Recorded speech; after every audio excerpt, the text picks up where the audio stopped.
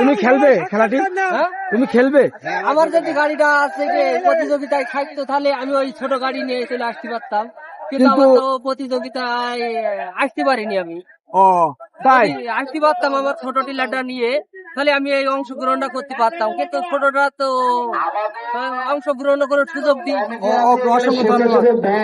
আমি এখন কথা বললো আমাদের গ্রামের খেলাটি উপভোগ করতে এসেছে। আচ্ছা, খেলাটি দেখে আপনার কেমন মনে হচ্ছে? খুব ভালো লাগছে। এরকম খেলা যদি এলাকায় হয়, এলাকার মানুষের খুব আনন্দ খুশি লাগে, দেখতে খুব মজা লাগছে। খেলাটা খুব সুন্দর খেলা। এইটা তো একমাত্র কৃষকদের খেলা। কৃষকদের খেলা, কৃষকদের কোনো খেলাধুলা নেইও। খেলাধুলা আমি শুনেছি যে আপনার পাকা গ্রামের একজন প্লেয়ার খেলা খেলবে, তা আপনার কেমন মনে হচ্ছে? আমি খুব খুশি। ওকে, আসসালামু আলাইকুম। আমি কথা বললাম যে আমাদের গ্রামের খায়রুল মামার সাথে, যে পাকা গ্রামের একজন খেলোয়াড় খেলা খেলবে।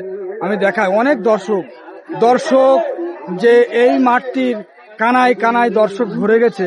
আমি আপনাদেরকে দেখাই যে এই দেখেন যে অনেক মানুষ, যে দর্শক, এত দর্শক যে এই কৃষকদের খেলায় এসেছে। আমি সবচেয়ে ভালো ব্যাপার যে এই যে খেলাটি আয়োজন করেছে তাদেরকে অসংখ্য ধন্যবাদ জানাই। যে কিছু মানুষ তারা খেলা, অর্পণ তিনি সব কাজে আমাকে সম্মান করে। তিনি আমার ছোট ভাই অর্পণ। ওনাকে খেলা খেলবে?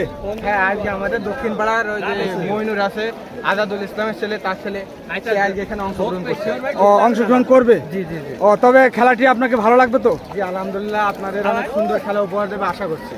এই যে এত দর্শক দেখে আপনার কেমন মনে হচ্ছে? আলহামদুলিল্লাহ ভালো লাগে, এবং এগুলো চলমান থাকুক, গ্রামের ঐতিহ্যটা বজায় থাকুক। এইটা তো একমাত্র কৃষকদেরই খেলা। অবশ্যই অবশ্যই। তবে অর্পণ, তোমরা অংশগ্রহণ করো, আমি যাই তোমাদের গাড়ির কাছে যে দেখি আরো। আমাদের গাড়ি দেখে আসেন। ওকে।